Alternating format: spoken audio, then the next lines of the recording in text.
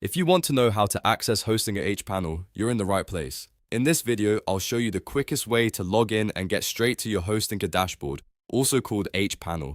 This is the control center where you can manage your hosting, websites, domains, emails, files, and more. So whether you're a beginner or you just need a quick refresher, this will take you through it step by step. And if this tutorial helps you out, make sure to hit like and subscribe for more easy software and website tutorials.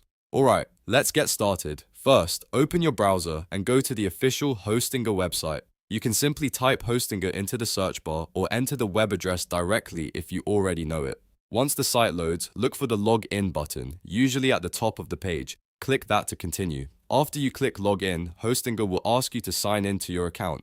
Enter the email address and password linked to your Hostinger account, then complete the login process. If you normally use a Google account or another sign-in method connected to Hostinger, you can use that instead. Once your login is successful, you'll be taken directly to your Hostinger dashboard. That dashboard is HPanel, so if you were wondering where HPanel is, this is it. From here, you can manage everything related to your hosting account in one place. You'll see your hosting plans, website settings, domain tools, performance options, email features, and file management all organized in the same panel. If you have multiple websites or services on your account, make sure you select the correct one from the dashboard before making changes. That way, you're always working in the right hosting environment.